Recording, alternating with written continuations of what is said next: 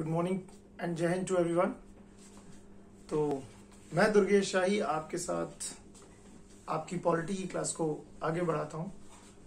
कल हम चर्चा कर रहे थे एक संविधान के बड़े महत्वपूर्ण टॉपिक प्रेसिडेंट पर, राष्ट्रपति पर। कुछ बेसिक चीजों को देखा था हमने, आर्टिकल 52 से 58 तक को समझ लिया था। अब हम राष्ट्रपति को आगे अर्थात 59 से लेकर बाकी सारी चीजों को समझेंगे। कल की क्लास में हमने ये देखा कि राष्ट्रपति क्या होता है, राष्ट्रपति की भूमिका कैसी होती है, राष्ट्रपति का रोल क्या है भारतीय शासन प्रणाली में, और कैसे भारत के संविधान या भारत की शासन व्यवस्था जो सेपरेशन ऑफ पावर्स पर, शक्ति पृथक्करण के सिद्धांत पर आधारित है, कैसे ये शक्ति के पृथक्करण के सिद्धांत के अनुरूप न होकर बल्कि इसके मिथक को तोड़ता हुआ राष्ट्रपति का पद दिखता है ना। यानी कि तीनों शक्तियां किस प्रकार से राष्ट्रपति में निहित है, यानी विधायी शक्तियां, लेजिस्लेटिव पावर्स, एग्जीक्यूटिव और जुडिशरी पावर्स। तो राष्ट्रपति के सारी भूमिका को देखा हमने। इसके अलावा राष्ट्रपति की निर्वाचक मंडल में कौन कौन से जो है सदस्य होते हैं, कौन कौन लोग मिलकर राष्ट्रपति का निर्वाचन करते हैं, राष्ट्रपति की निर्वाचन की रीति किस प्रकार की होती है, यानी कैसे राष्ट्रपति का चुनाव होता है, उसका प्रोसेस क्या है, सिंगल वोट ट्रांसफरेबल सिस्टम क्या है, सारी चीजों को कल हमने देखा। आज हम अनुच्छेद 59 से अपनी कल की क्लास को आगे बढ़ाएंगे। ठीक, आर्टिकल 59 के अनुसार राष्ट्रपति संसद या राज्य विधानमंडल दोनों में से किसी का सदस्य नहीं हो सकता। राष्ट्रपति संसद या राज्य विधानमंडल यानी पार्लियामेंट और स्टेट लेजिस्लेचर दोनों में से किसी का सदस्य नहीं हो सकता। संसद या राज्य विधानमंडल दोनों में से किसी का सदस्य नहीं हो सकता। ठीक, वो दोनों में से किसी का मेंबर नहीं हो सकता।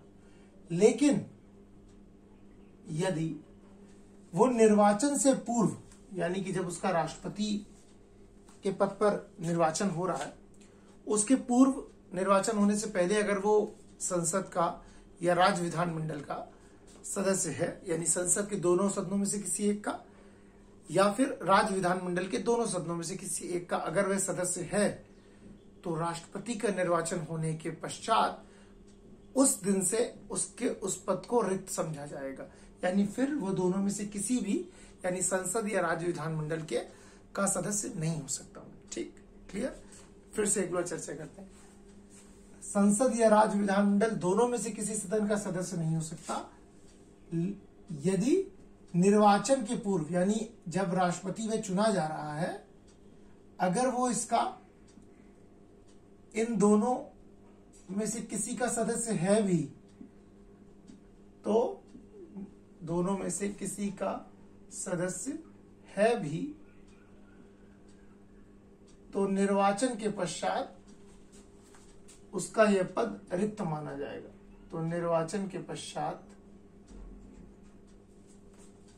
उसका यह पद रिक्त माना जाएगा, यानी फिर वो नहीं रह सकता,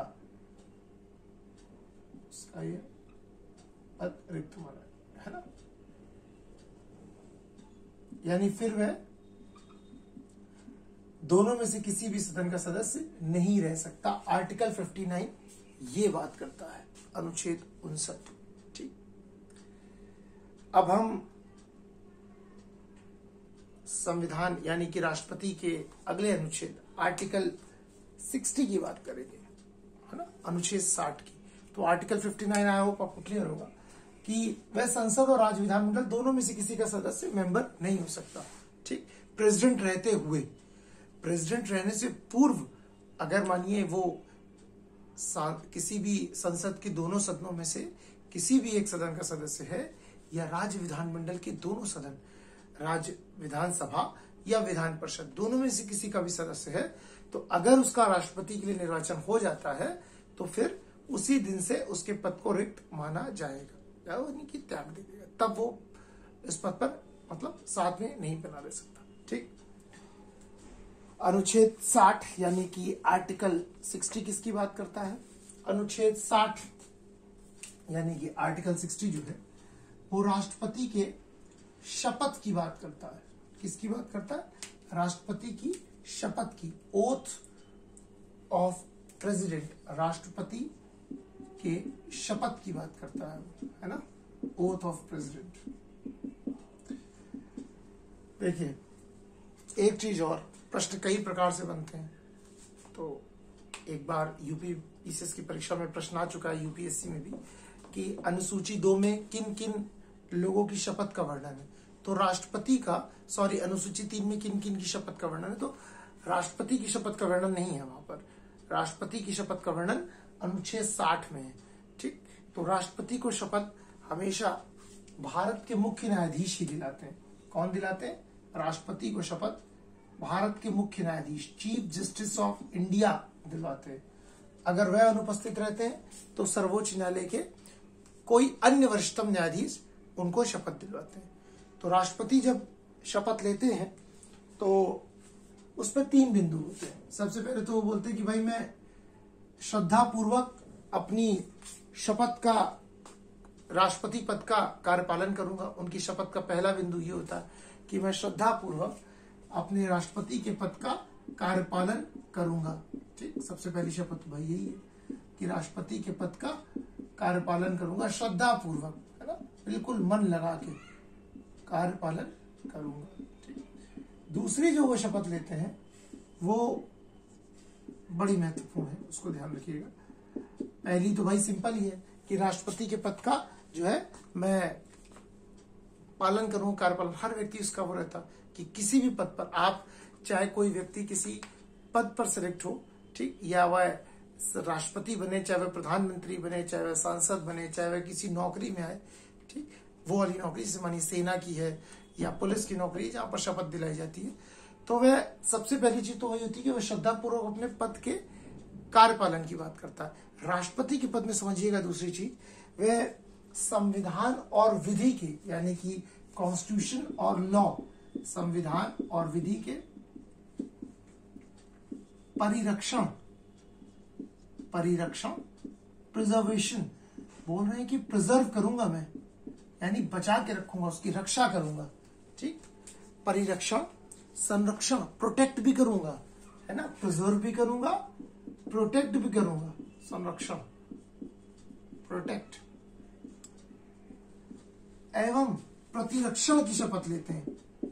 इम्यूनाइजेशन, प्रतिरक्षण, इम्यूनाइजेशन, यानी कि उसको बढ़ाता रहूंगा, उसकी इम्यूनिटी को, कॉन्स्टिट्यूशन के महत्व को, लॉ के महत्व को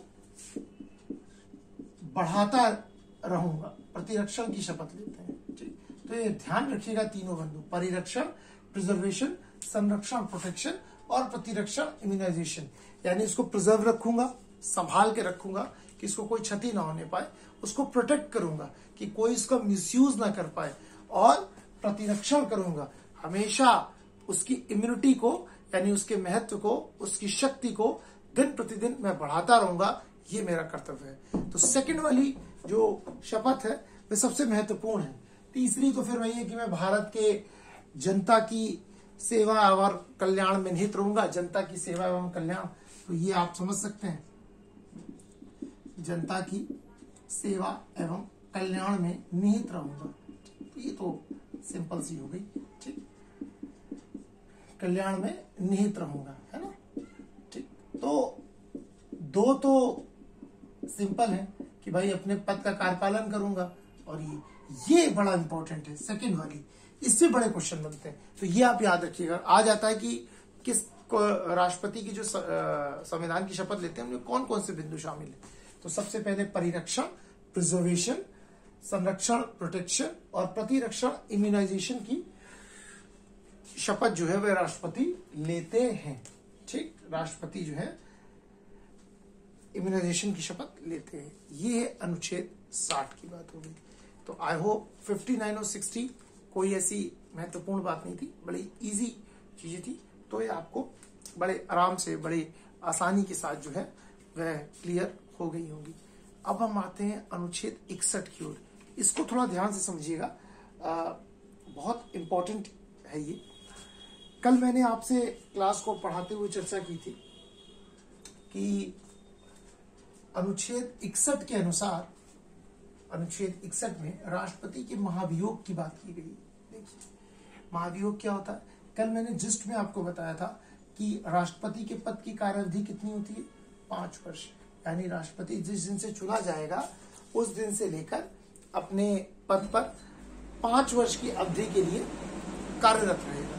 5 वर्ष का उसका कार्यकाल होगा। लेकिन कुछ विशेष परिस्थितियों में, यानी कि अगर राष्ट्रपति अपनी इच्छा से अपने पद का से त्याग देना चाहे, त्यागपत्र देना चाहे, तो अपनी स्वेच्छा से वह भारत के उपराष्ट्रपति को अपने त्यागपत्र का संबोधन या संदर्भित कर सकता है। यानी अपना रेजिग्नेशन जो है वो किसको दे सकते हैं, अपना राष्ट्रपति जो है अपना रेजिग्नेशन वो वाइस प्रेसिडेंट ऑफ इंडिया को दे सकते हैं। एक तो पहली कंडीशन। अगर वो अपनी मर्जी से अपने कार्यकाल के पहले ही उस पद को त्याग देते हैं तो वो पद 5 साल से पहले खाली हो जाता है। उनकी मृत्यु हो गई है ना, आकस्मिक मृत्यु हो गई तो वो पद खाली हो जाएगा। लेकिन तीसरा क्लॉज एक और था, अगर वे संविधान का अतिक्रमण करेंगे, वायलेशन करेंगे, तो उन्हें उनके पद से संसद द्वारा महाभियोग की प्रक्रिया से हटाया जा सकता है। ठीक, अगर वो कॉन्स्टिट्यूशन का वायलेशन करेंगे, संविधान का अतिक्रमण करेंगे, तो उन्हें उनके पद से संसद द्वारा महाभियोग की प्रक्रिया से हटाया जा सकता है। इंग्लिश में इसको बोलते हैं द प्रोसेस ऑफ इम्पीचमेंट। महाभियोग को इंग्लिश में इम्पीचमेंट बोलते हैं। तो ये इम्पीचमेंट यानी महाभियोग की प्रक्रिया किसमें डिस्क्राइब की गई है, आर्टिकल 61।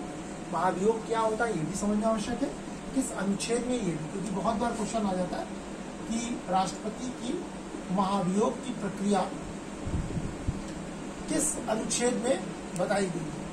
ठीक, तो process of impeachment on president is described in article 61। Impeachment, तो जैसे मैंने आपको बताया ये कब होता, ये तभी होगा जब राष्ट्रपति संसद की नजर में संविधान का अतिक्रमण कर रहे, वायलेशन कर रहे। तो फिर कैसे प्रक्रिया चालू होगी। देखिए संसद के 2 सदन हैं। सबसे पहले समझ पता ही है, राज्यसभा और लोकसभा। संसद के अंग कितने हैं, संसद के अगर अंग आ जाएंगे प्रश्न, तो अंग संसद के 3 है ना। सदन तो 2 हो गए, अंग अगर आएगा तो एक अंग और है, वह है राष्ट्रपति। तो संसद के अंग में 3 चीजें हैं, राष्ट्रपति, राज्यसभा और लोकसभा। राष्ट्रपति, राज्यसभा और लोकसभा मिलकर संसद के ये 3 अंग हैं। लेकिन संसद के कितने सदन हैं, तो 2, राज्यसभा और लोकसभा। तो जो भी कार्रवाई होगी, चाहे वो कानून बनने की प्रक्रिया हो, चाहे राष्ट्रपति पर महाभियोग चलाने की प्रक्रिया हो, वो संसद के दोनों सदनों पे किसी भी सदन द्वारा प्रारंभ हो सकती है। तो राष्ट्रपति का महाभियोग भी ऐसा ही है, वो संसद के दोनों सदनों में से किसी भी सदन द्वारा प्रारंभ हो सकता है। ठीक, तो चलिए ऐसा मानते हैं कि हमने समझा, समझ लीजिए इस प्रक्रिया को। मानिए ये प्रक्रिया राज्यसभा द्वारा प्रारंभ, ठीक, अपर हाउस में। अब मानिए राज्यसभा से ये प्रक्रिया प्रारंभ हुई है ना।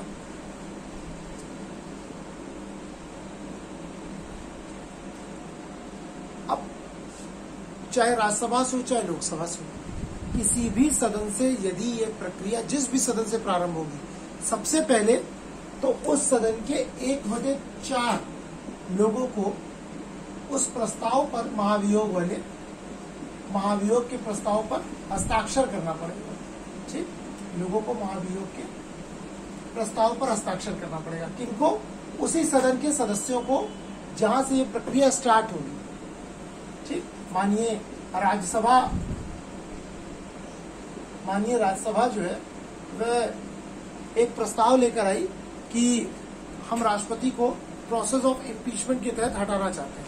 उनको लग रहा है कि प्रेसिडेंट जो है कॉन्स्टिट्यूशन का वायलेशन कर रहे हैं। ठीक, तो प्रेसिडेंट के कॉन्स्टिट्यूशन के वायलेशन की स्थिति में वो उस सदन के, मानिए अगर राज्यसभा ने चालू किया, राज्यसभा को ऐसा लगता है कि वायलेशन हो रहा है, तो 1/4 मेंबर राज्यसभा के क्या करेंगे, प्रस्ताव पर हस्ताक्षर करके देंगे कि देखिए हमारी नजर में राष्ट्रपति जो है कॉन्स्टिट्यूशन का वायलेशन कर रहे हैं, संविधान का अतिक्रमण कर रहे हैं और उनको इस प्रक्रिया से हटाया जाना चाहिए। तो 1/4 सदस्य उसके हस्ताक्षर करके देंगे। तो राज्यसभा में टोटल कितने मेंबर है? 245। तो 245 का 1/4, ठीक, तो तकरीबन 62 के आसपास, 62 के आसपास मेंबर्स जो है उनको क्या करना पड़ेगा? सिग्नेचर करना पड़ेगा। 62 लोग जब साइन करके देंगे तब ये प्रक्रिया स्टार्ट होगी, ठीक। ये तो राज्यसभा की बात हुई। मानिए लोकसभा में अगर ये प्रक्रिया स्टार्ट हो रही है तो उसके भी 1/4 मेंबर्स को उसमें सबसे पहले साइन करना होगा, यानी कि 545 का 1/4, तो जो भी निकल कर आए आप देख लीजिएगा। 545 का 1/4, ठीक। तो तकरीबन ये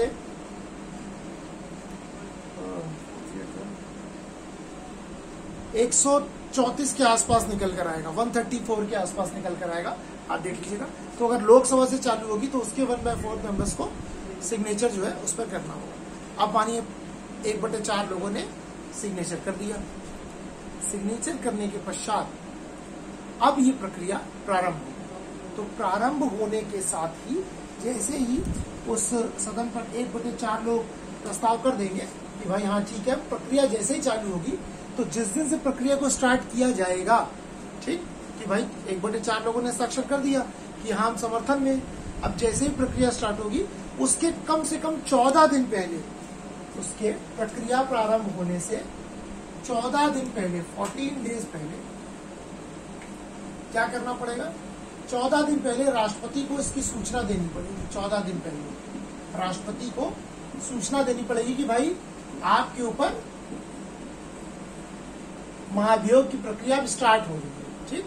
सूचना देनी पड़ेगी 14 दिन पहले कि फला तारीख से आपके ऊपर राज्यसभा से जो है महाभियोग की प्रक्रिया संसद में स्टार्ट हो रही है, ठीक, 14 दिन पहले। अब जो सदन ये प्रस्ताव लेकर आया था, जिसके 1/4 सदस्यों ने हस्ताक्षर करके रखा था 1/4 मेंबर ने, वह प्रक्रिया स्टार्ट हुई। अब प्रक्रिया स्टार्ट हो गई, राष्ट्रपति को बता भी दिया गया। 14 दिन बाद वो डेट आ गई जब प्रक्रिया स्टार्ट होगी। तो अब बहस होगी, सारी चीजें होगी, डिस्कशन होगा, क्या सारे सदस्यों को बताया जाएगा, क्योंकि 1/4 नहीं तो साइन किया है ना, बाकी लोगों को बताया जाएगा कि भाई देखिए इन परिस्थितियों में ये क्लॉज किए हैं राष्ट्रपति जी ने जो संविधान का अतिक्रमण करते हैं। बहस होगी, वोटिंग होगी, है ना, कितने लोग सहमत हैं, कितने लोग नहीं है, ठीक, क्योंकि ये लोकतंत्र है। लोकतंत्र में हर चीज लोकतंत्र संख्या का खेल होता है ना, सरल बात है, बिल्कुल सरल भाषा में लोकतंत्र संख्या का खेल है ना। संख्या जिसके पक्ष में होगी बात उसके पक्ष की होगी, है ना। तो अब सदन में विचार विमर्श होगा, लोग अपने मतों को रखेंगे, तत्पश्चात वोटिंग होगी। तो वोटिंग होने के बाद ये डिसाइड होगा कि राष्ट्रपति पर महाभियोग की प्रक्रिया में कितने लोग सहमत हैं, यानी कितने उनको हटाने के पक्ष में है, कितने उनको हटाने के पक्ष में नहीं है। अगर राष्ट्रपति को हटाना है तो कम से कम 2/2 सदस्य उस सदन के, 2/3 सदस्य उस सदन के जहां से प्रक्रिया स्टार्ट हुई है, 2/3 सदस्य के बहुमत से, उस सदन के बहुमत से इसे पारित करना होगा। यानी 2/3 मेंबर्स जब इसे की मेजोरिटी से इसे पारित कर देंगे महाभियोग को, तब एक सदन से वह पारित हो जाएगा। अब जब मानिए पहले सदन से वो 2/3 मेजोरिटी से पास हो गया, अब राष्ट्रपति को अपने दूसरे हाउस में, मानिए राज्यसभा से प्रक्रिया स्टार्ट हुई तो दूसरा हाउस लोकसभा में राष्ट्रपति को फिर अपनी बात रखने का अधिकार होगा, चाहे वे अपनी बात स्वयं आगे रखें, चाहे अपने किसी भी प्रतिनिधि के द्वारा, रिप्रेजेंटेटिव के द्वारा अपनी बात को रखवाएं, ठीक। या तो खुद आके रख लें अपने पॉइंट को, भाई क्लैरिटी तो देगा ना आदमी, हर व्यक्ति के लिए होता है। इसीलिए मैंने आपसे बताया था कि जो राष्ट्रपति की महाभियोग की प्रक्रिया है वो सेमी जुडिशियल प्रक्रिया है, अर्ध न्यायिक प्रक्रिया। कोर्ट में कैसे होता है, अगर एक व्यक्ति को दंड या सजा का प्रावधान दिया जाता है, दंड का प्रावधान है, तो कोर्ट में अगर उसके खिलाफ उसको दोषी माना जाता है तो विटनेस बॉक्स में वो आता है, ठीक। और अगर जो आरोपी पक्ष का वकील है ना, यानी जो बचाव पक्ष का वकील, आरोपी पक्ष का वकील आरोप लगाएगा कि इस व्यक्ति ने फला फला दोष मेरे मुवक्किल के साथ किया है, ठीक। तो उस व्यक्ति को अपना पक्ष रखने का अधिकार होता है। इसी प्रकार सेम राष्ट्रपति को भी, तो अगर पहले सदन से 2/3 मेजोरिटी से वो पास हो गया तो राष्ट्रपति भी जो है दूसरे सदन में जाकर अपनी बात को रख सकते हैं। ठीक, तो दूसरे सदन में मानिए उन्होंने अपने पक्ष को रख दिया, अब वो खुद भी रख सकते हैं या अपने किसी प्रतिनिधि या रिप्रेजेंटेटिव के द्वारा भी अपनी बात को रखवा सकते हैं। फिर सेकेंड हाउस से भी 2/3 मेजोरिटी से ही इस चीज को पास करना होगा, यानी कि दोनों सदनों से जब 2/3 मेजोरिटी से ये चीज पास हो जाएगी तब जाके राष्ट्रपति अपने पद से हटेंगे। इतनी आसान प्रक्रिया नहीं है, बहुत कठिन प्रक्रिया। अभी तक किसी भी राष्ट्रपति को अपने पद से महाभियोग के द्वारा नहीं हटाया गया।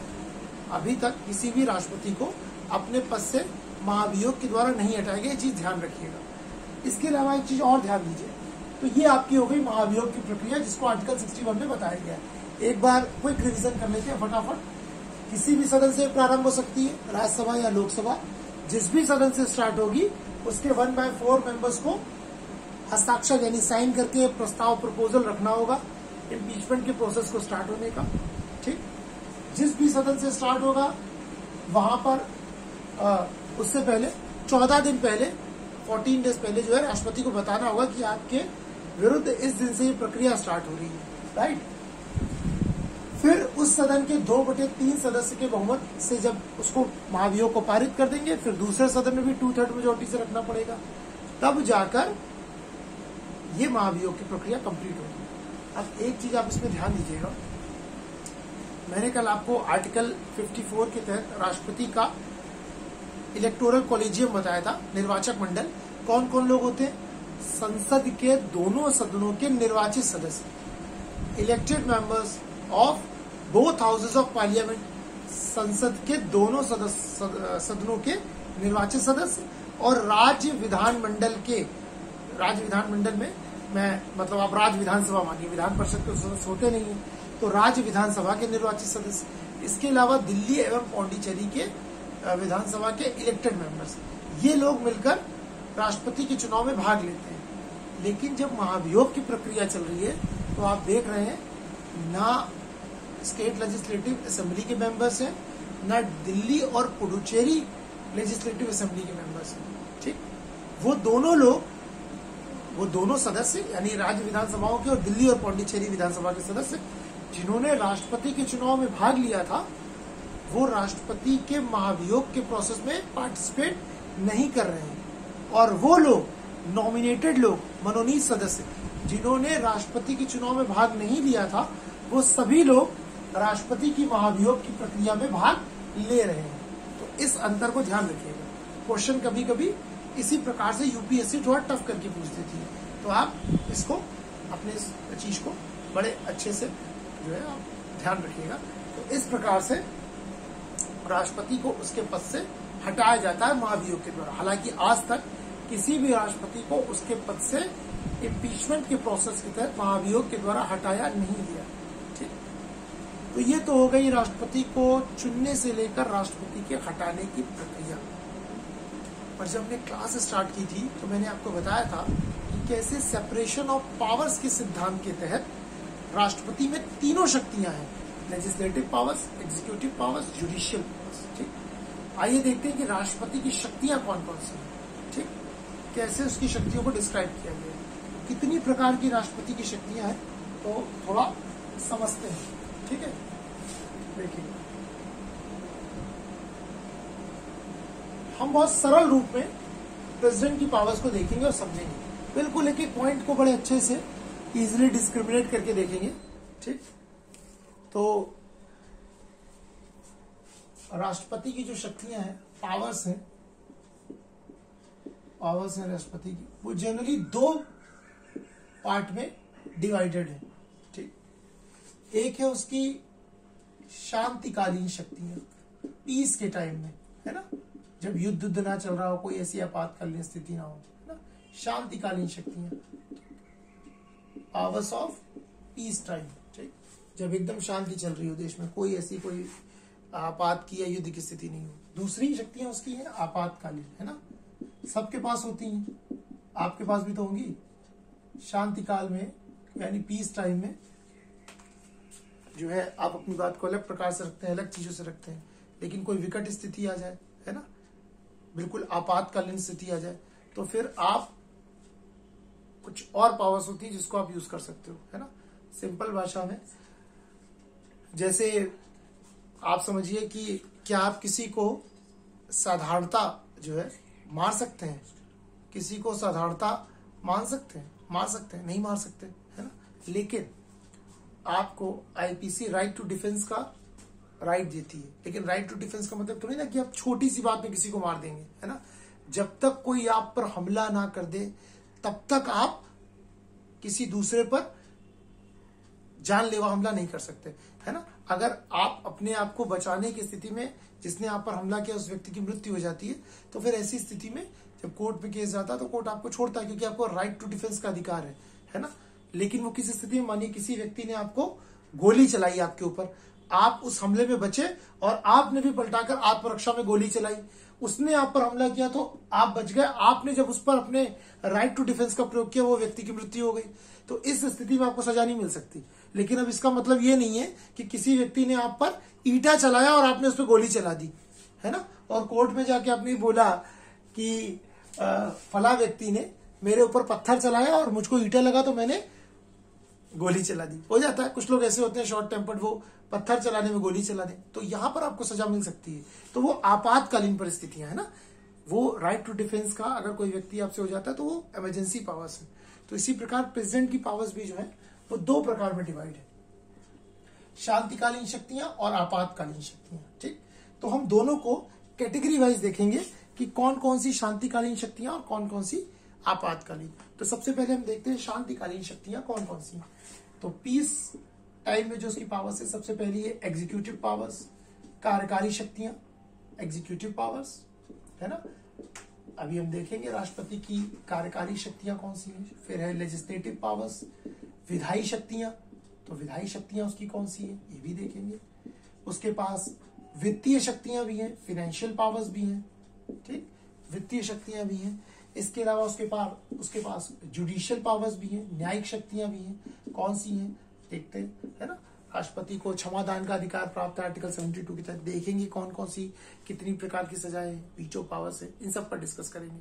ठीक, तो डिप्लोमेटिक पावर्स है उसके पास, कूटनीतिक शक्तियां हैं, डिप्लोमेटिक पावर्स है, और मिलिट्री पावर्स है, ठीक, मिलिट्री पावर्स है, सैन्य शक्तियां भी है ना। आर्टिकल 53 के 2 में लिखा गया है कि राष्ट्रपति तीनों सेना, आर्टिकल 53 के 3 में राष्ट्रपति तीनों सेनाओं का सर्वोच्च सेनापति है, यानी आर्मी, एयरफोर्स और नेवी तीनों सेनाओं का सुप्रीम कमांडर कौन है, राष्ट्रपति है, प्रेसिडेंट है ना। इसीलिए राष्ट्रपति की सुरक्षा में कभी आप देखेंगे तो तीनों सेनाओं के लोग होते हैं, है ना, आर्मी के भी होते हैं, एयरफोर्स के भी होते हैं, नेवी के भी होते हैं, तीनों सेनाओं के लोग हमेशा उनके साथ होते हैं। तो ये तो हो गई 6 प्रकार की पावर्स जो पीस टाइम में उसके पास है। और फिर है आपातकालीन शक्तियां, यानी इमरजेंसी के टाइम में।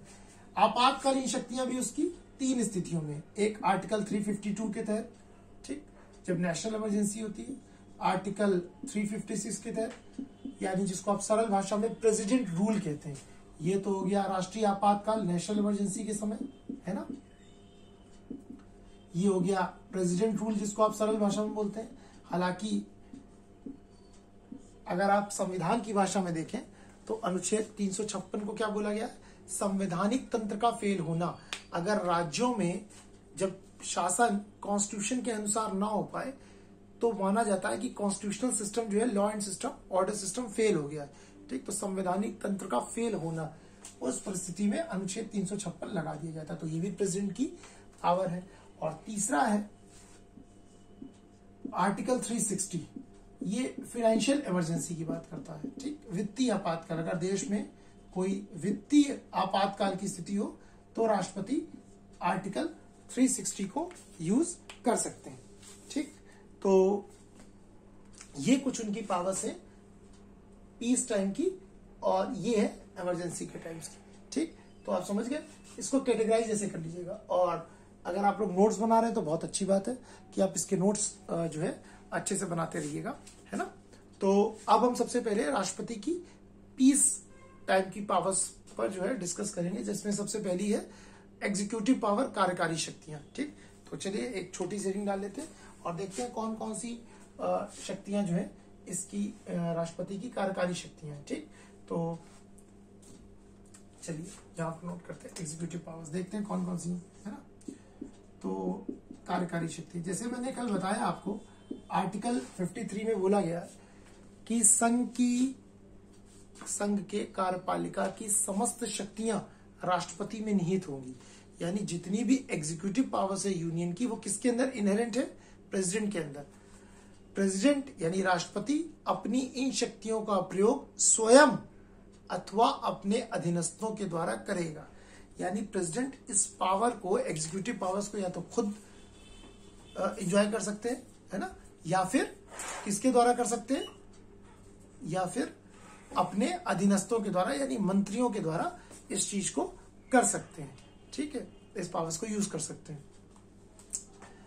तो अब यहां पर देखते हैं, और मैंने आपसे भी बताया था कि भारत सरकार के सभी काम, तो सबसे पहली एग्जीक्यूटिव की पावर कौन सी है कि भारत सरकार के सभी कार्य जो हैं वो किसके नाम पर होते हैं? भारत सरकार के सभी कार्य राष्ट्रपति के नाम पर ही होती हैं, है ना। सारी चीजें राष्ट्रपति के नाम पर होती हैं। तो कल मैंने आपको बताया भी था कि 26 जनवरी से एक दिन पहले राष्ट्रपति जो है राष्ट्र के नाम संबोधन जब करते हैं तो बताते हैं कि मेरी सरकार ने ये किया, मेरी सरकार ने वो किया। सारी चीजें, सारे कार्य जो है वह करते हैं। ठीक, सारे प्रकार के कार्य करते हैं। ठीक, तो पहली पावर क्या है कि भारत सरकार के शासन संबंधी कार्य, सभी कार्य राष्ट्रपति के नाम पर ही किए जाते हैं। दूसरा, वह प्रधानमंत्री अथवा अन्य मंत्रियों की नियुक्ति करता है। राष्ट्रपति जो है वह प्रधानमंत्री की और अन्य मंत्रियों की नियुक्ति भी करता है। तो सोचिए कितनी बड़ी चीज है। कार्यकारी का मतलब क्या होता है? किसी को अपॉइंट करना। तो जितनी भी केंद्र सरकार की नियुक्तियां हैं वो एक प्रकार से राष्ट्रपति के नाम पर ही नियुक्ति की जाती है। इसके अलावा प्रधानमंत्री और जो आपके मंत्रिपरिषद है उनकी भी नियुक्ति कौन करता है? राष्ट्रपति करता है, प्रधानमंत्री और मंत्रिपरिषद की नियुक्ति। इसके अलावा संविधान के और बड़े बड़े यानी कि प्राइम मिनिस्टर और काउंसिल ऑफ मिनिस्टर का अपॉइंटमेंट, प्राइम मिनिस्टर का, काउंसिल ऑफ मिनिस्टर्स का, मंत्रिपरिषद का, attorney general of India, Bharat के महान्यायवादी अटॉर्नी जनरल ऑफ इंडिया, उनकी नियुक्ति भी राष्ट्रपति करते हैं। ठीक, इसके अलावा CAG, comptroller and auditor general, है ना, CAG की नियुक्ति भी भारत के राष्ट्रपति करते हैं। इसके अलावा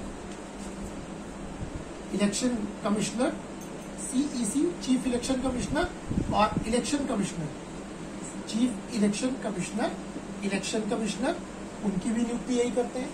UPSC यानी कि संघ लोक सेवा आयोग के अध्यक्ष और सदस्यों की, हेड और मेंबर्स, दोनों की नियुक्ति राष्ट्रपति करते हैं। ठीक, इसके अलावा वो अनुसूचित जाति आयोग, SC, ST और OBC कमीशन के अध्यक्षों की नियुक्ति भी करते हैं। SC कमीशन, अनुसूचित जनजाति और अन्य पिछड़ा वर्ग आयोग। ठीक, देखते जाइए कितनी सारी चीजों की, सब एग्जीक्यूटिव की पावर्स है, इनकी नियुक्ति वो करते हैं। SC, ST, OBC कमीशन की। इसके अलावा राज्य महिला आयोग की अध्यक्ष की भी वे नियुक्ति करते हैं। ठीक, इसके अलावा वह राज्य महिला आयोग, है ना, वुमेन कमीशन, महिला आयोग, वुमेन कमीशन, महिला आयोग के अध्यक्ष की जो है वो नियुक्ति करते हैं। तो ये सारी चीजें जो है वह राष्ट्रपति के द्वारा इन लोग की नियुक्ति की जाती है। इसके अलावा राष्ट्रपति तीनों सेनाओं के अध्यक्षों की भी नियुक्ति करते हैं। Army chief, air force chief, navy chief. अब तो एक नया पद का सृजन हो चुका है, CDS बोलते हैं इसे, है ना, कंबाइंड डिफेंस सर्विसेज। ठीक, तीनों सेनाओं के एकीकृत उनको जो है चुना गया, तो वो उसका भी कार्य करते हैं। तो ये सारी चीजें कौन करते हैं? एग्जीक्यूटिव पावर्स है राष्ट्रपति की, वही जो है इनको अपॉइंट करते हैं। तो सारी उनकी एग्जीक्यूटिव पावर्स है। इसके अलावा वो केंद्र और राज्य के लिए, केंद्र और राज्य में सहयोग के लिए, आप सारी चीजें नोट करते जाइएगा, मैं फिर से बोल दे रहा हूँ, ये उसकी एग्जीक्यूटिव पावर्स नहीं है। एक तो सारे कार्य उनके नाम पर होते हैं शासन के, दूसरा प्राइम मिनिस्टर की नियुक्ति वही करवाते हैं, है ना, शपथ वही दिलवाते हैं। Council of ministers, attorney general, CAG, chief election commissioner, election commissioner. याद रखिएगा क्वेश्चन आता है इनकी नियुक्ति कौन करता है। यूपीएससी के हेड और members, SC, ST, OBC commission, women commission. इसके अलावा राष्ट्रपति सेंटर और स्टेट में, सेंटर स्टेट रिलेशंस में बेहतरी के लिए, अच्छे संबंधों के लिए एक इंटर स्टेट काउंसिल की नियुक्ति करता है। किसकी? अंतरराज्यीय परिषद, इंटर स्टेट काउंसिल की नियुक्ति भी राष्ट्रपति करते हैं, जिनको हिंदी में अंतरराज्यीय परिषद बोला जाता है। तो राष्ट्रपति जो है केंद्र और राज्य संबंधों के में बेहतरी के लिए अंतरराज्यीय परिषद की नियुक्ति भी करते हैं। इसके अलावा राष्ट्रपति किसी भी क्षेत्र को जो है वो अनुसूचित जाति या अनुसूचित जनजाति का क्षेत्र घोषित कर सकते हैं। किसी भी क्षेत्र को अनुसूचित जाति या जनजाति का क्षेत्र घोषित कर सकते हैं। ये सारी उनकी एक प्रकार से एग्जीक्यूटिव पावर्स है। ठीक, तो यानी कि सारे कार्य उनके नाम पर होते हैं। सारे प्रोमिनेंट ऑफिसर्स की या prime minister, council of minister, सारी चीजों की नियुक्ति राष्ट्रपति के नाम पे की जाती है ना। इसके अलावा अंतरराज्यीय परिषद तक की, इंटर स्टेट काउंसिल तक की नियुक्ति जो है उनके नाम पे की जाती है। तो ये सारी चीजें जो है राष्ट्रपति के बिहाफ पर की जाती है। ठीक है, चलिए आगे। अब अगली पावर्स पे आते हैं, इनकी लेजिस्लेटिव पावर्स पे। भाई विधायी शक्तियां कौन सी हैं? तो जैसे मैंने आपको बताया कि है ना, क्या विधायी शक्तियां। चलिए पहले एक छोटी सी हेडिंग डाल लेते हैं विधायी शक्तियों की।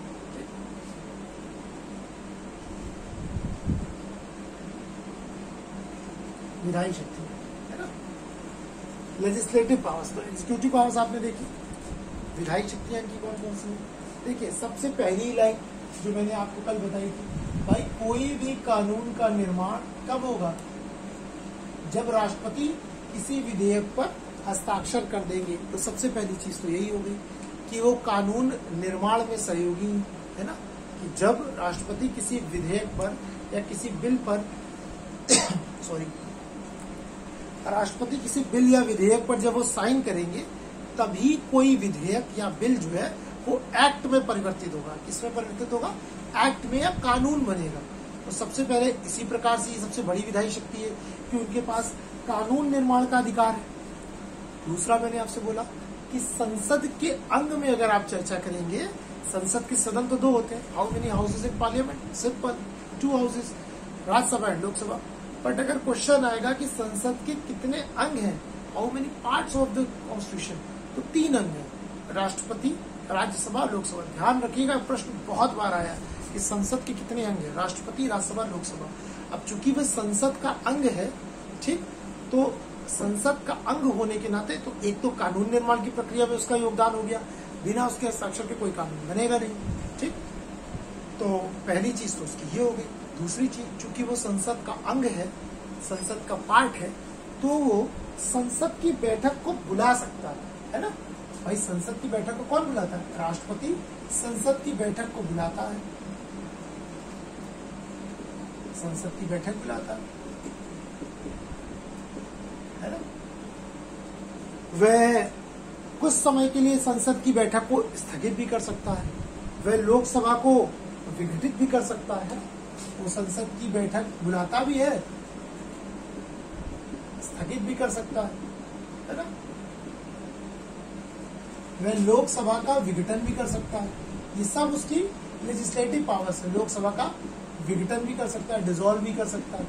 ठीक, इसके अलावा वह संसद के ज्वाइंट सेशन को एड्रेस भी करता है ना।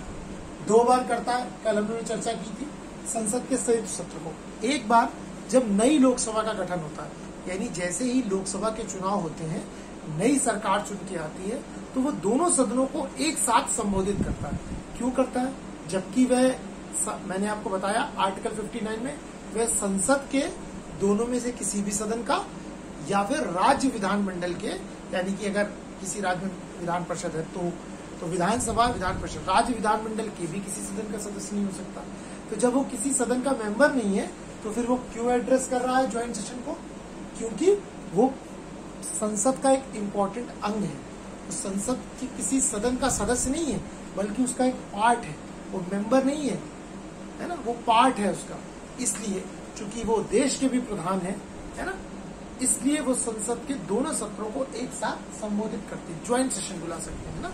2 बार जो है वो संसद के दोनों सत्रों को एक साथ संबोधित करते हैं। कब? एक तो जैसे ही नई लोकसभा के चुनाव होते हैं तब, और दूसरा वर्ष में की पहली बैठक है ना, जब पहला बजट सेशन होता है तब भी लोकसभा की संसद के दोनों सदनों को राष्ट्रपति जो है वो ज्वाइंट सेशन को एड्रेस करते हैं, संबोधित करते हैं। तो ये कुछ उनकी लेजिस्लेटिव पावर्स है। इसके अलावा वह ज्वाइंट मीटिंग को, अगर आपको आर्टिकल 108 में ज्वाइंट मीटिंग की बात है, संयुक्त अधिवेशन की, आर्टिकल 108 में जब संसद के दोनों सदनों में मतभेद की स्थिति होती है ना। मतभेद की स्थिति कैसे? मानिए लोकसभा ने किसी बिल को पास करके भेजा राज्यसभा के पास, राज्यसभा ने उसको 6 महीने से अधिक समय तक रोक लिया अथवा खारिज कर दिया है ना, 6 महीने, तो माना जाता है ऐसी परिस्थिति में कि मतभेद की स्थिति है। तो राष्ट्रपति को यदि ऐसी परिस्थिति में लगता है तो राष्ट्रपति इस विशेष परिस्थिति में ज्वाइंट सेशन को की मीटिंग, ज्वाइंट मीटिंग बुला सकते हैं। हालांकि इस ज्वाइंट मीटिंग की जो है अध्यक्षता हमेशा लोकसभा का अध्यक्ष करता है। किसी भी परिस्थिति में उपराष्ट्रपति इसकी अध्यक्षता नहीं कर सकते। तो याद रखिए, ज्वाइंट मीटिंग को हमेशा बुलाता कौन है, कॉल कौन करता है? प्रेसिडेंट। उसको हेड कौन करता है? उसको हेड हमेशा लोकसभा के स्पीकर करते हैं। अगर स्पीकर एब्सेंट है तो लोकसभा के उपाध्यक्ष करेंगे, अगर वो अनुपस्थित है तो राज्यसभा के जो है उपसभापति करेंगे। ठीक, उपसभापति, डिप्टी चेयरपर्सन। ठीक, अगर वो भी नहीं है तो फिर सुप्रीम कोर्ट के चीफ या भारत के चीफ जस्टिस ऑफ इंडिया। लेकिन किसी भी परिस्थिति में एक चीज याद रखिएगा, किसी भी परिस्थिति में उपराष्ट्रपति इस ज्वाइंट मीटिंग की अध्यक्षता नहीं करते। ये जब संसद का चैप्टर आएगा तो और डिटेल में पढ़ेंगे, मैंने आपको जस्ट में जो है बता दिया। इसके अलावा अगर लोकसभा के अध्यक्ष और उपाध्यक्ष, लोकसभा के अध्यक्ष और उपाध्यक्ष, ठीक, स्पीकर और डिप्टी स्पीकर, लोकसभा में अध्यक्ष को स्पीकर बोलते हैं, इसी प्रकार राज्यसभा में सभापति को चेयरपर्सन बोलते हैं। तो लोकसभा के अध्यक्ष और उपाध्यक्ष, राज्यसभा के सभापति और उपसभापति, लोकसभा के अध्यक्ष और उपाध्यक्ष,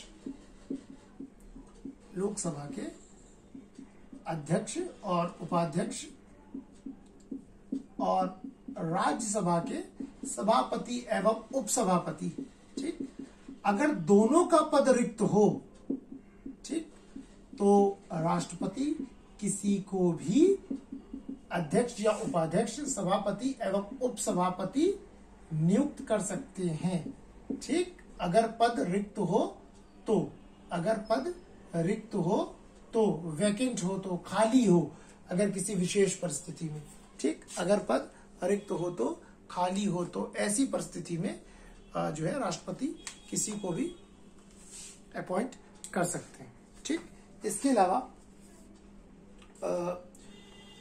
राष्ट्रपति जो है आपको पता है, अब चूंकि मैंने आपको बताया था कि 104 संविधान संशोधन के द्वारा एंग्लो इंडियन का पद समाप्त कर दिया गया, लेकिन अभी तक जब तक 104 संविधान संशोधन नहीं आया था, राष्ट्रपति 2 सदस्यों को, 2 एंग्लो इंडियन सदस्यों को लोकसभा में, एंग्लो इंडियन सदस्यों को लोकसभा में मनोनीत कर सकते थे, है ना। अब तो चूंकि ये खत्म हो गया है ना, 104 कॉन्स्टिट्यूशन में, अब तक तो कर ही सकते थे।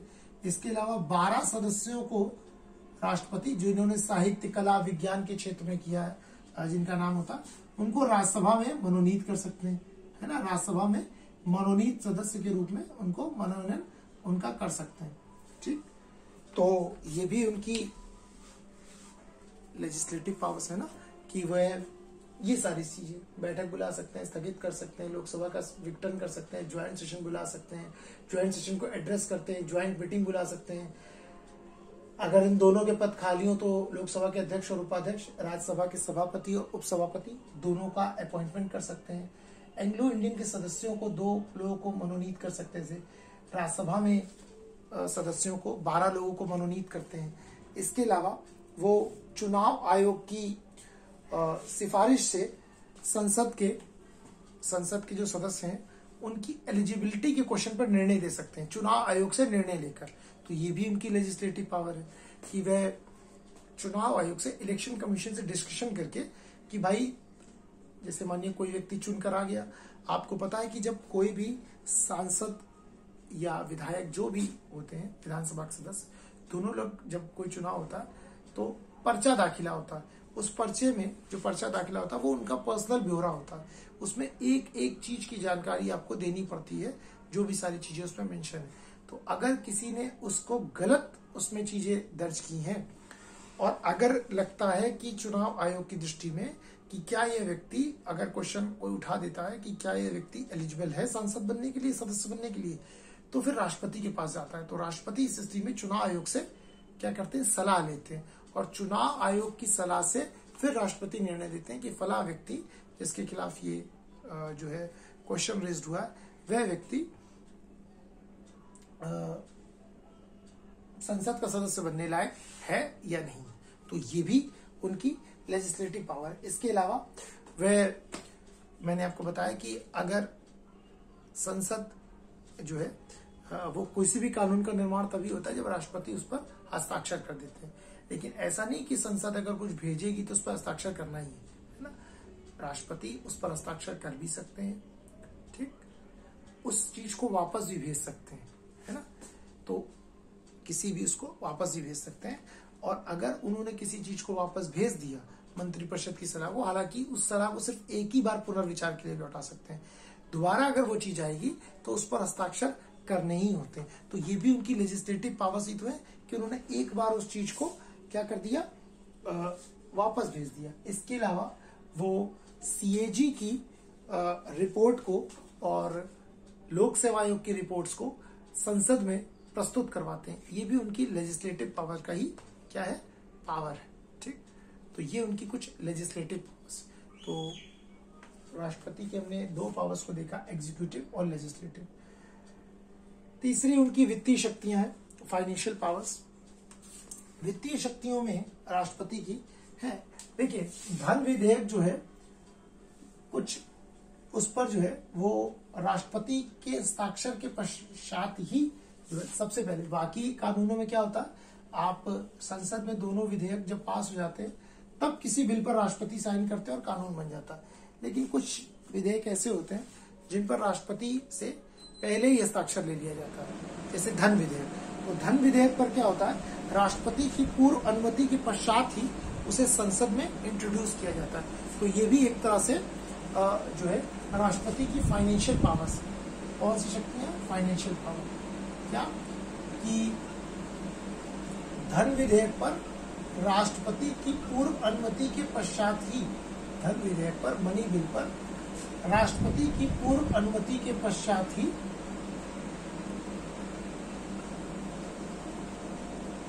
उसे, पूर्व अनुमति के पश्चात उसे संसद में रखा जाता है, पश्चात संसद में रखा जाता है या भेजा जाता है। दूसरा आर्टिकल 112 जिसको हम सरल भाषा में बजट बोलते हैं, ठीक।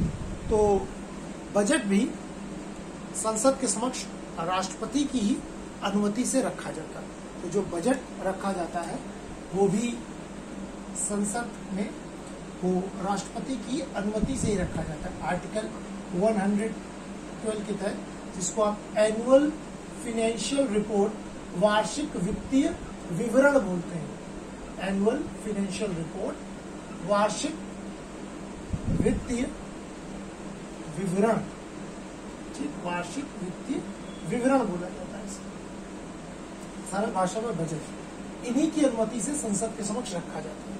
तो ये उनकी फाइनेंशियल पावर है ना। देखिए धन विधेयक, बजट, ये सब फाइनेंस से तो जुड़ा है। इसके अलावा सरकार की जो आकस्मिक निधि होती है ठीक।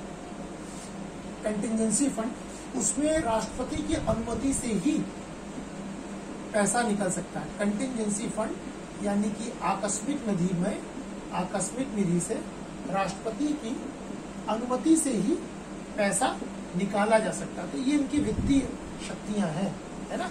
राष्ट्रपति से अनुमति ली जाती है तभी जो है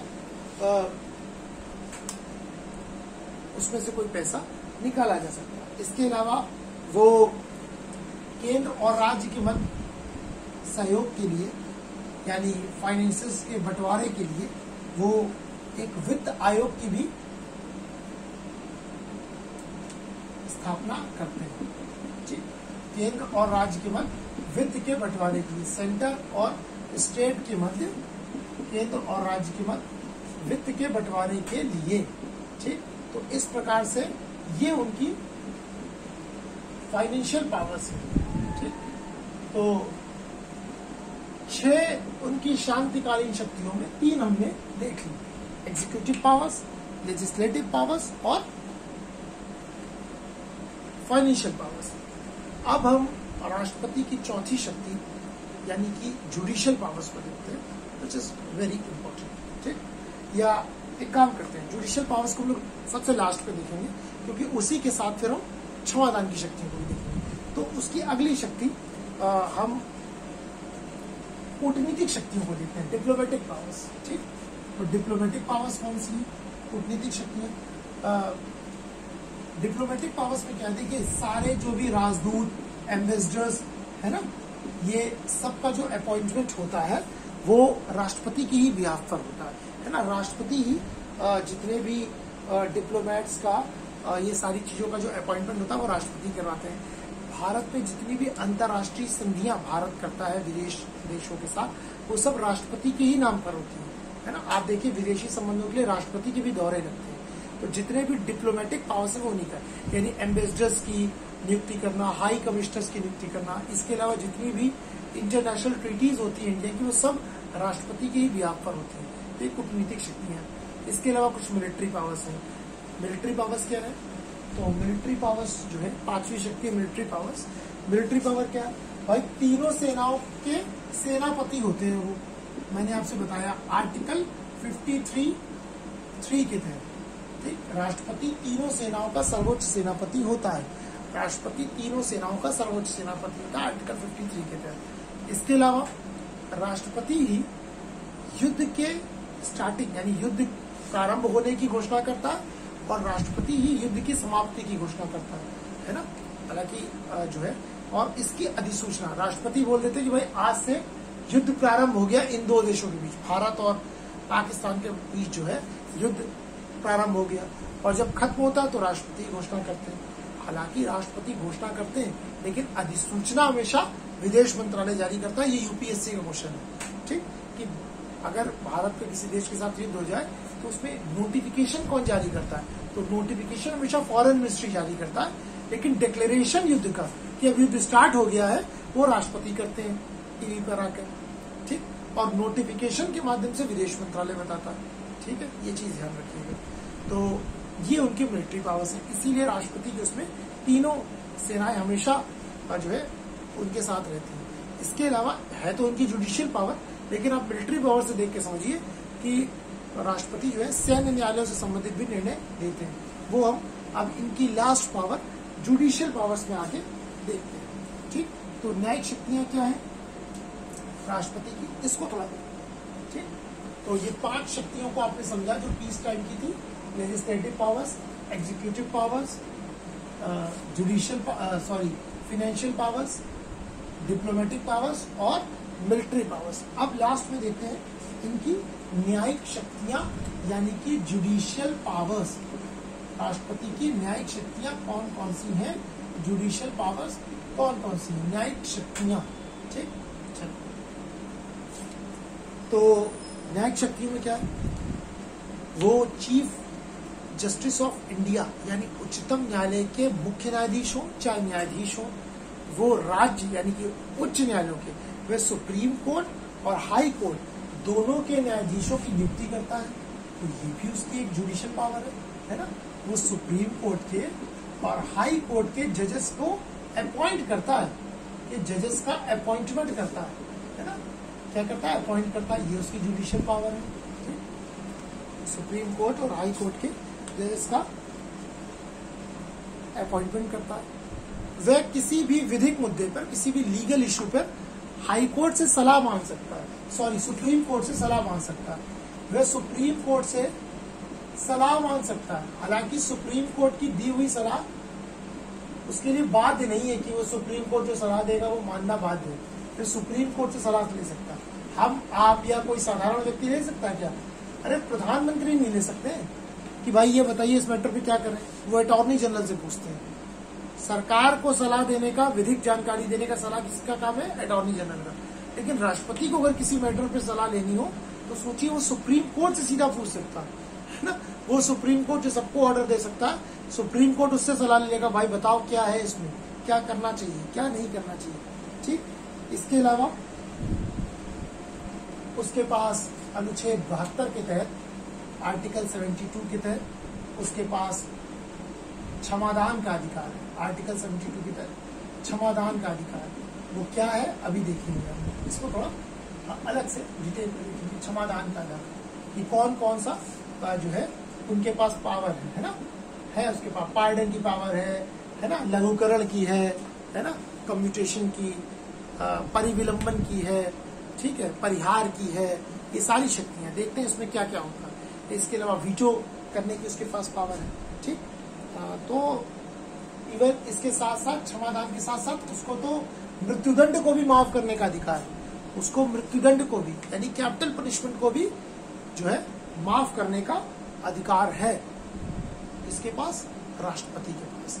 ठीक, तो ये उसकी कुछ पावर्स हैं। इसके अलावा इसके पास, राष्ट्रपति के पास आर्टिकल 123 के तहत आपको पता है अध्यादेश जारी करने की शक्ति है। ये तो जुडिशियल पावर्स हो गई। आर्टिकल 123 के तहत उसके पास ये कुछ अन्य पावर्स में आती है। इसकी शक्ति है अध्यादेश जारी करने की। अनुच्छेद 123 के तहत अध्यादेश जारी करने की शक्ति है। अध्यादेश क्या होता है समझ लीजिएगा। देखिए, जब संसद के दोनों सत्र, यानी सब संसद का सत्र ना चल रहा हो, यानी संसद के सत्र की बैठक नहीं चल रही है, ठीक, तो ऐसी देखिए कोई भी चीज कानून कब बनेगा? जब संसद की बैठक चल रही है ना। सरल भाषा में अगर कोई कानून बनना है तो कानून कैसे बनेगा? संसद के दोनों सदनों में किसी विधेयक को प्रस्तुत किया जाता है, इंट्रोड्यूस किया जाता है, फिर उस पर चर्चा होती है, डिस्कशन होता है, फिर उस पर वोटिंग होती है ना। और जब वो वहां से पास हो जाता है तब प्रेसिडेंट उस पर साइन करते हैं। Then this bill is converted into an act. लेकिन मानिए कुछ विशेष परिस्थितियां हैं और कानून बनाना बड़ा आवश्यक हो गया एक विशेष परिस्थिति में, लेकिन संसद का सदन तो चल नहीं रहा, सत्र चल नहीं रहा, तो ऐसी परिस्थिति में और कानून बनाना बड़ा आवश्यक है। तो ऐसी परिस्थिति में राष्ट्रपति संसद के सत्र को बुलाएं, दोनों सदन बैठें, फिर बिल को इंट्रोड्यूस कराया जाए, फिर चर्चा कराया जाए, फिर पास कराया जाए, फिर साइन हो। इतना लंबा समय नहीं है, बहुत शॉर्ट समय में तुरंत आवश्यकता है कानून को बनाने की। तो आर्टिकल 123 के तहत बहुत बार ये प्रश्न आया, ध्यान रखिएगा, अध्यादेश जारी करने की शक्ति। तो आर्टिकल 123 के तहत राष्ट्रपति को अध्यादेश जारी करने की शक्ति है। यानी कि जब संसद के दोनों सत्र ना चल रहे हो तो राष्ट्रपति जो है किसी भी अध्यादेश को परमिशन दे सकते हैं कि ठीक है भाई, अब ये जो ऑर्डिनेंस होता है ये बिल्कुल कानून की तरीके काम करता है। जैसे संसद द्वारा पारित कोई कानून होता है, बिल्कुल वैसे ही काम करता है। लेकिन इसकी अवधि है 6 महीने 6 हफ्ते। यानी क्यों? क्योंकि संसद के दो सदनों के बीच 6 महीने से अधिक का गैप नहीं हो सकता। 6 महीने के बाद तो सदन का सत्र चलेगा ही। तो जब संसद का सदन बैठेगा तब तक के लिए, जब तक संसद का सत्र नहीं आता तब तक के लिए वो ये बिल्कुल कानून के रूप में कार्य करेगा। लेकिन जैसे ही संसद का सत्र बैठेगा उसके 6 हफ्ते के पश्चात इस अध्यादेश को सरकार को संसद से पारित कराना ही होगा, तब जाके वह कानून का रूप लेगा परमानेंटली।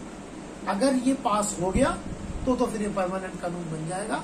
अगर सरकार इसको पारित नहीं करा पाई संसद की बैठक के पश्चात, तो फिर ये ऑर्डिनेंस क्या हो जाएगा, नल एंड वॉइड हो जाएगा। लेकिन हाँ, जब तक संसद की बैठक नहीं हुई है तब तक 6 महीने 6 हफ्ते के लिए ये बिल्कुल कानून के रूप में काम करेगा। ठीक है, तो ये इनकी अध्यादेश जारी करने की शक्ति है। इसके अलावा राष्ट्रपति के पास वीटो पावर्स होती है। इसके अलावा राष्ट्रपति के पास वीटो पावर्स होती है, ये बड़ी इंपॉर्टेंट है। तो कौन कौन सी वीटो पावर्स इनके पास होती है? एक्चुअली 3 प्रकार की राष्ट्रपति के पास वीटो पावर है। वीटो पावर समझ लीजिए एक तरह से इमरजेंसी ब्रेक की तरह होता है, हर परिस्थिति में नहीं लगाई जाती है। कैसी होती है इमरजेंसी ब्रेक, है ना? आप समझिएगा भाई, मानिए कार है आपके पास, कार जो हम ड्राइव करते हैं, तो क्या इमरजेंसी ब्रेक जो होती है क्या उसको हमेशा यूज करते हैं? जो हमारी नॉर्मल कार के पास ब्रेक होती है उसको यूज करते हैं। इमरजेंसी ब्रेक तो तब इस्तेमाल की जाती है जब बिल्कुल जो है अब समय ही नहीं बचा। मानिए आप हाईवे पर ड्राइव कर रहे हैं और एकदम से कोई जानवर आ गया, ठीक, या कोई बच्चा आ गया या कोई साइकिल सवार आ गया, अब उसको बचाने के लिए आप तुरंत इमरजेंसी ब्रेक मारते हैं, तो गाड़ी बिल्कुल वहीं खड़ी हो जाती है। लेकिन इमरजेंसी ब्रेक प्रत्येक परिस्थिति में नहीं मार दी जाती, उसका नाम ही इमरजेंसी ब्रेक, यानी जब आपातकालीन परिस्थितियां हो तभी आप उसका प्रयोग कर सकते हैं, तभी तो उसको इमरजेंसी ब्रेक बोला गया। तो जो वीटो पावर्स होती है वो हमेशा राष्ट्रपति नहीं प्रयोग कर लेते, वो भी विशेष परिस्थितियों के लिए। तो वो 3 प्रकार की जो वीटो पावर्स है वो कौन कौन सी है, आइए हम देखते हैं। सबसे पहली वीटो पावर है आत्यांतिक वीटो। आत्यांतिक वीटो, जिसको आप इंग्लिश में एब्सोल्यूट वीटो बोलते हैं, एब्सोल्यूट वीटो। दूसरा है निलंबनकारी वीटो, सस्पेंसिव वीटो,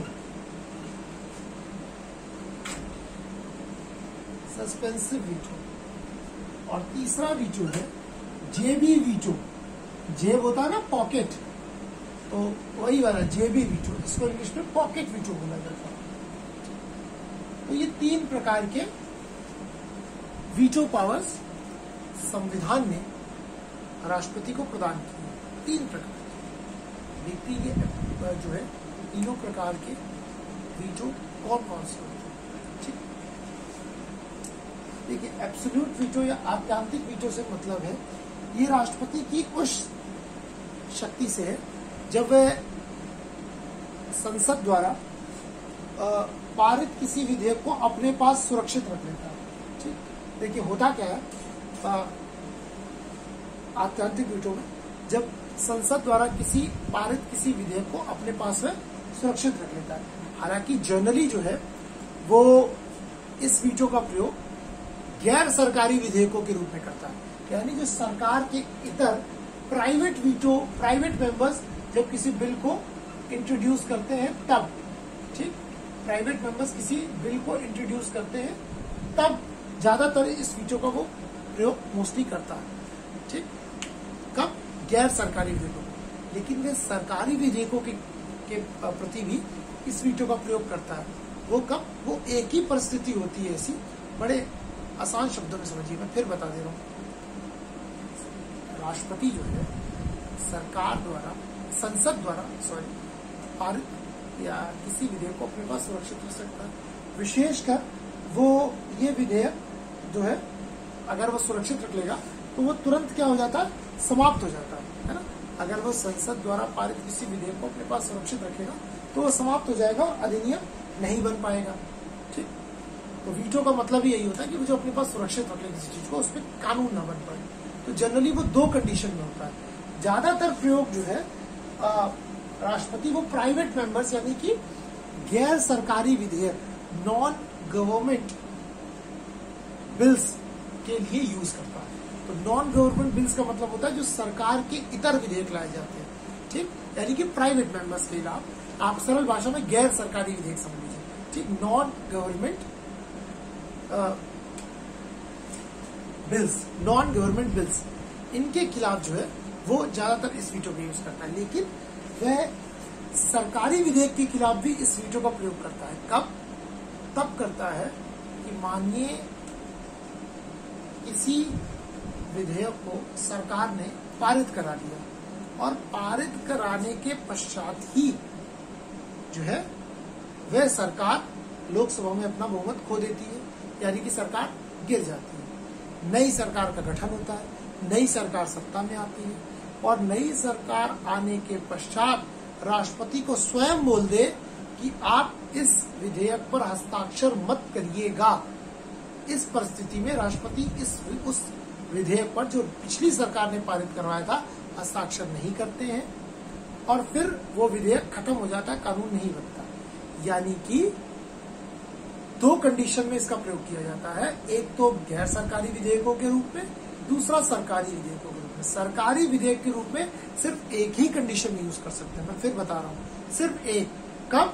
जब किसी सरकार ने किसी विधेयक को पारित कराया हो, परंतु पारित करने के पश्चात वह सरकार गिर गई हो, अपना बहुमत खो चुकी हो और फिर नए चुनाव के पश्चात नई सरकार आए और वो नई सरकार खुद राष्ट्रपति को ये बोले कि इस पर हस्ताक्षर मत करिए और राष्ट्रपति ऐसी परिस्थिति में उस पर हस्ताक्षर नहीं करते।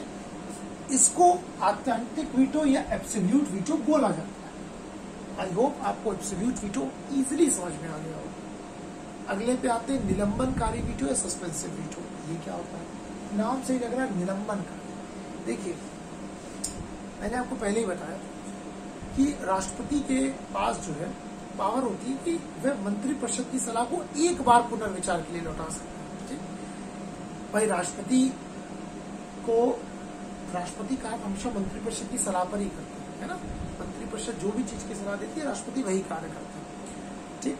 तो लेकिन राष्ट्रपति के पास एक पावर है कि राष्ट्रपति एक बार उस मंत्रिपरिषद की सलाह को वापस लौटा सकते हैं। निलंबनकारी वीटो बस समझ लीजिए यही, ठीक।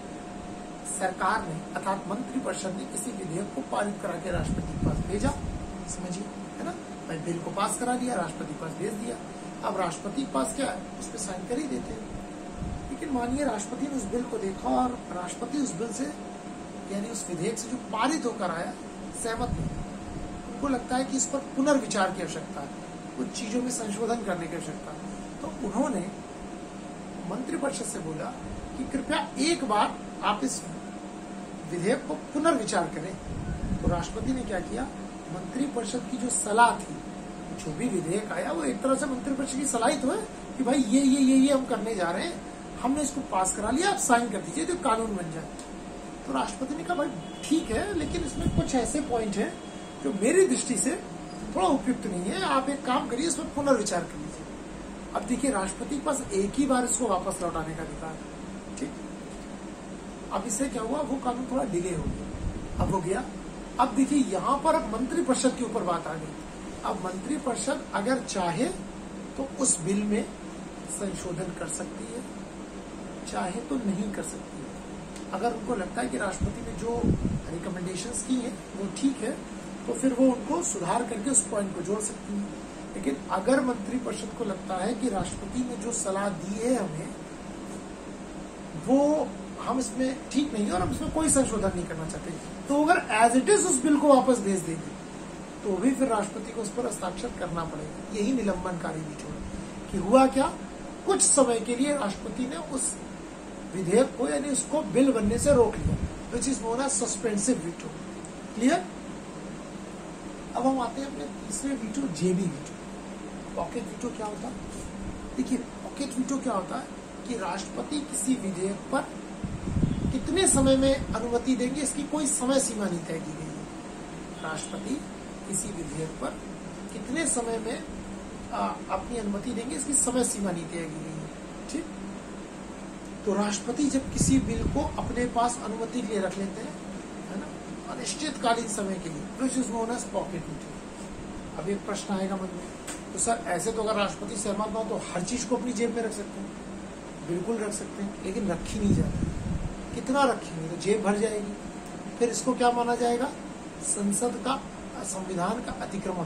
किसी विशेष परिस्थिति में आप ऐसा कर सकते हैं, आप किसी चीज से सहमत नहीं, हर चीज में थोड़ी ना कर देंगे, तब तो अतिक्रमण हो जाएगा संविधान का, है ना। और वैसे ही मैंने आपको बताया वीटो पावर इमरजेंसी ब्रेक पर थी, विशेष परिस्थिति में। हर परिस्थिति में लगा देंगे तो फिर इमरजेंसी ब्रेक का मतलब ही क्या हुआ, है ना। तो इससे फिर विशेष परिस्थितियों के लिए होता है, ठीक है। तो एक बार खाली इसका प्रयोग किया था डॉक्टर ज्ञानी जैल सिंह ने, जो भारत के राष्ट्रपति थे। उन्होंने पोस्ट ऑफिस बिल के लिए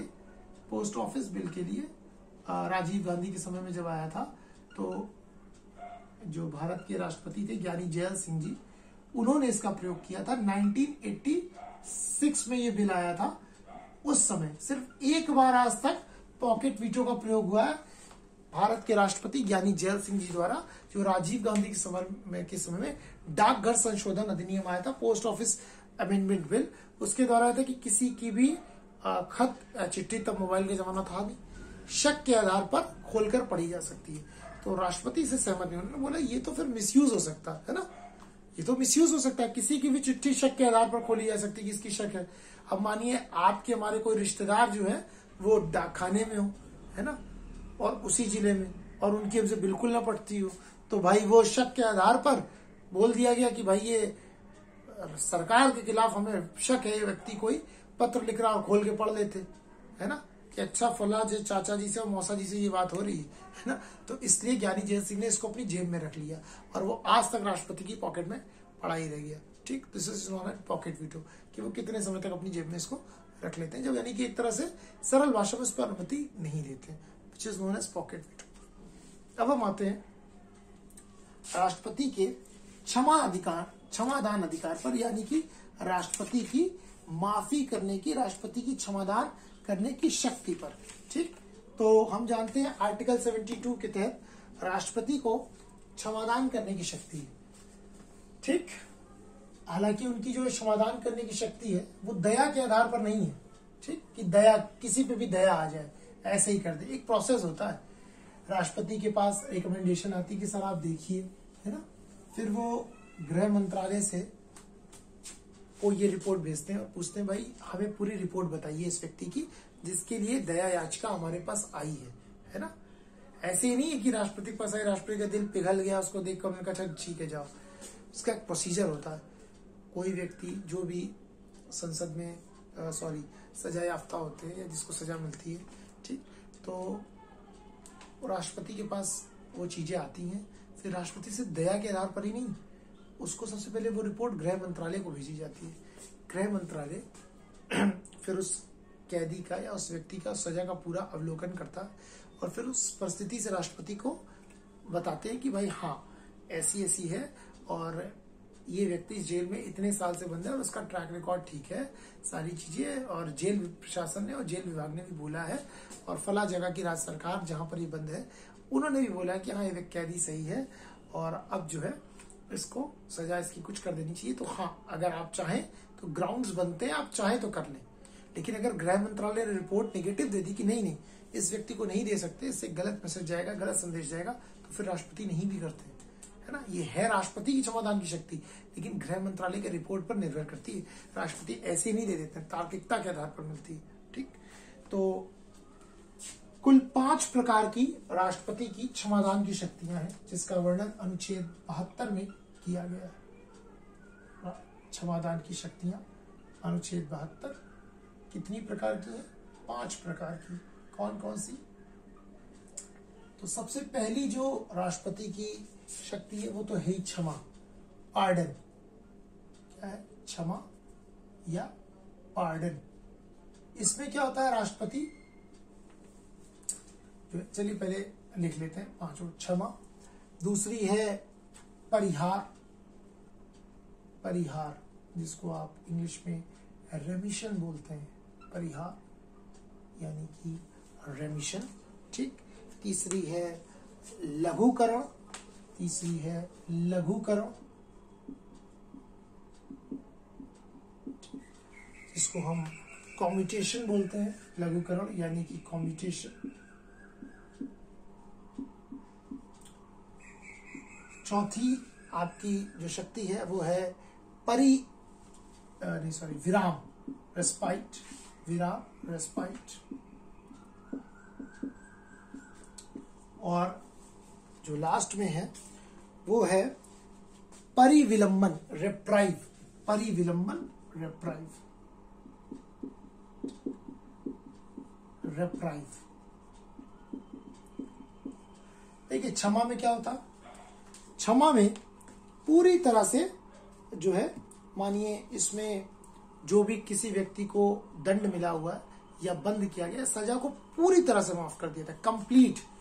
मानिए जैसे किसी व्यक्ति को बोला गया कि भाई इसको 10 साल की सजा है, 3-4 साल की काट चुका है, राष्ट्रपति के पास आई कि बहुत ट्रैक रिकॉर्ड अच्छा है, बहुत अच्छा है, इसने बहुत सारी चीजें की, ये वो, हाँ इसको बिल्कुल इसकी सजा माफ की सकती है पूरी।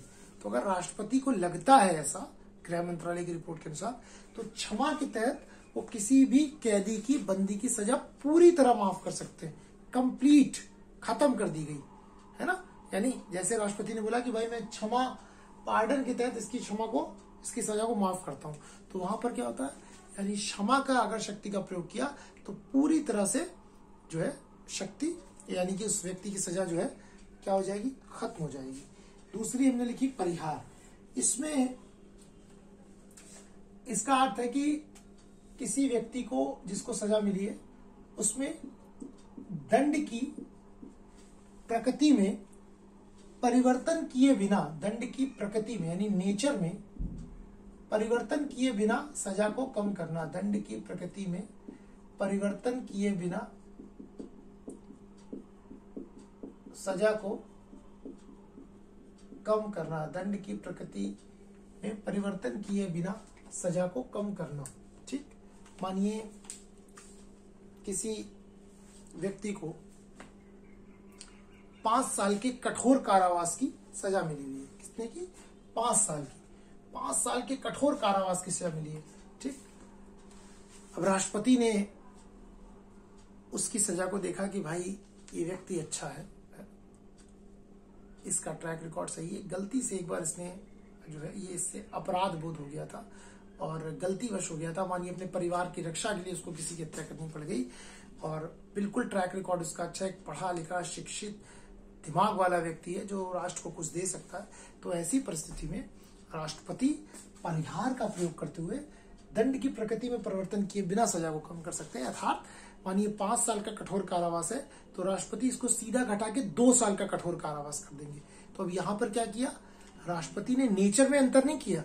कठोर कारावास सुप्रीम कोर्ट ने बोला तो कठोर ही कारावास है, मतलब न्यायपालिका द्वारा सुप्रीम कोर्ट निकल गया, किसी भी कोर्ट ने दिया तो कठोर कारावास है तो है कठोर कारावासी, बस 5 साल की अवधि को क्या कर दिया, 2 साल की अवधि कर दिया।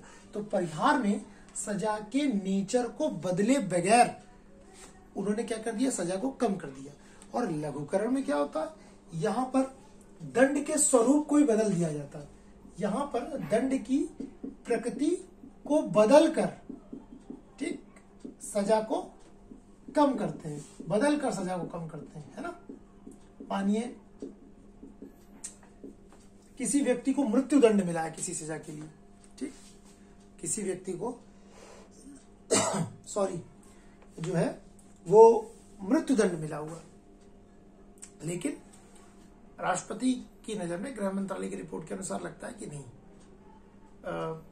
ठीक है इसने हत्या की है, मृत्यु दंड का प्रावधान है, लेकिन जो है इसने गलतीवश, भूलवश या अनजानवश या किसी मजबूरीवश, ठीक, या किसी विशेष परिस्थिति में उसको ऐसा करना पड़ गया। तो ऐसी परिस्थिति में राष्ट्रपति क्या करेंगे, उस व्यक्ति की दंड की प्रकृति को बदलकर सजा को कम कर देंगे। यानी किसी व्यक्ति को अगर मृत्यु दंड मिला हुआ है तो राष्ट्रपति क्या कर देंगे, उसको हो सकता है आजीवन कारावास में परिवर्तित कर दें, है ना। उसकी मृत्यु, यहां पर नेचर बदल गया, उसको मिला था मृत्यु दंड, सरकार ने यानी राष्ट्रपति ने मृत्यु दंड को बदलकर क्या कर दिया, कठोर कारावास। तो यहां पर दंड की प्रकृति को बदल दिया गया, नेचर बदल कर सजा को कम किया गया। जबकि परिहार में क्या था, नेचर को बदले बगैर सजा को कम किया गया था, ठीक, यानी 5 साल से 2 साल कर दिया गया था कठोर कारावास को। यहां पर मृत्यु दंड को बदलकर कठोर कारावास में कर दिया गया। तो इस प्रकार से क्षमा, परिहार और लघुकरण को देखा। चौथी है विराम।